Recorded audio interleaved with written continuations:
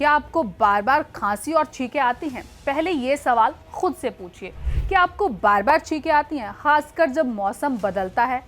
क्या हल्की ठंडी हवा लगते ही आपकी नाक बहने लगती है? क्या आपकी खांसी लंबे समय तक बनी रहती है? क्या आपको एलर्जी या धूल मिट्टी से दिक्कत होती है? क्या आपकी इम्यूनिटी कमजोर है और आप बार बार बीमार पड़ते हैं? अगर इनमें से कुछ सवालों का जवाब हाँ है तो आपकी इम्यूनिटी कमजोर हो सकती है। ये सिर्फ आम सर्दी जुकाम नहीं है, बल्कि आपके शरीर की रोग प्रतिरोधक क्षमता यानी कि इम्यून सिस्टम की कमजोरी का एक बहुत बड़ा संकेत हो सकता है। तो आइए इसे डिटेल में समझते हैं। बार बार खांसी और छींकें आखिरकार क्यों आती हैं? खांसी और छींकें आना शरीर की नेचुरल डिफेंस मैकेनिज्म का एक बड़ा हिस्सा है। जब शरीर को किसी बाहरी तत्व जैसे कि धूल, पोलन या वायरस, बैक्टीरिया या फिर एलर्जी ट्रिगर का एहसास होता है तो इसे छींक या खांसी के जरिए बाहर निकालने की कोशिश करता है। लेकिन अगर आपको बार बार खांसी या फिर छींकें आती हैं और जल्द ठीक नहीं हो रही तो ये आपकी कमजोर इम्यूनिटी की निशानी हो सकती है।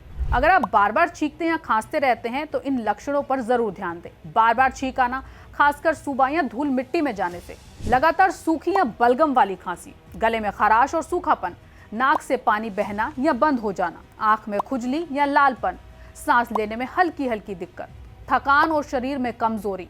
अगर ये लक्षण लंबे समय तक बने रहें तो आपको अपनी इम्यूनिटी पर ध्यान देने की जरूरत है। कमजोर इम्यूनिटी के कई कारण हो सकते हैं।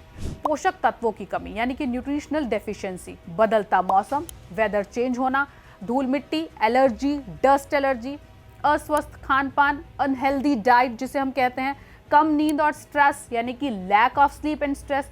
अगर आप 7-8 घंटे की अच्छी नींद नहीं लेते या फिर ज्यादा टेंशन लेते हैं तो आपकी इम्यूनिटी कमजोर हो सकती है।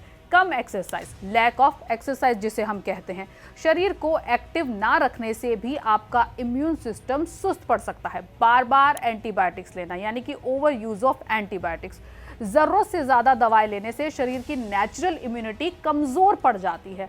खराब gut health, poor gut health भी कहते हैं, अगर आपकी इम्यूनिटी कमजोर रहती है तो ये आगे चलकर एक बड़ी समस्या को जन्म दे सकती है। बार बार सर्दी, खांसी और फ्लू होना, फेफड़ों की समस्याएं जैसे एस्थमा या ब्रोंकाइटिस, एलर्जी और साइनस की समस्या, त्वचा पर एलर्जी, रैशेज या एक्जिमा, पाचन संबंधी दिक्कतें जैसे कि गैस, अपच, एसिडिटी, कमजोरी और जल्दी थक जाना, लंबे समय तक घाव या चोट का ठीक ना होना।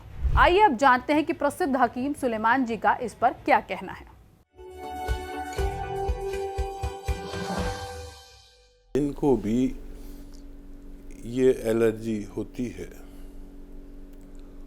उसका सीधा मतलब ये होता है हमारी ज़बान में खून की सर्दी।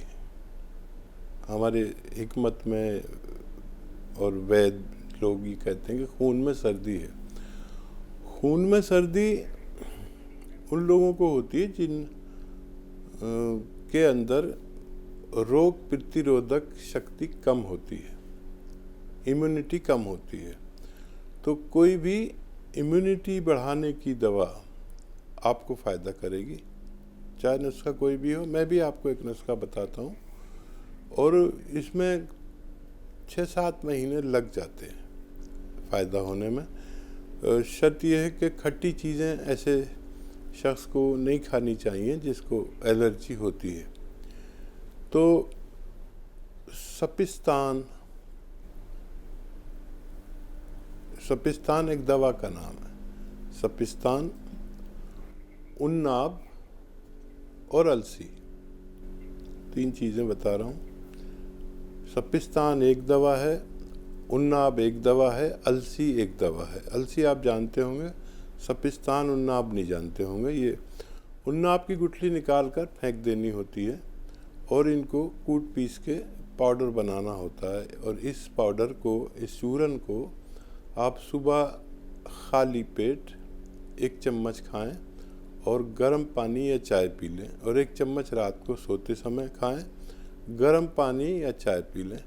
और याद रखें, ऐसे लोगों को जिनको एलर्जी होती है उन्हें दूध भी नुकसान देता है। कुछ दिन के लिए दूध भी पीना बंद कर दें, नींबू, खट्टा वट्टा कुछ भी खाना बंद कर दें। 6-7 महीने अगर इलाज करें तो आपको फ़ायदा मुमकिन है। जी।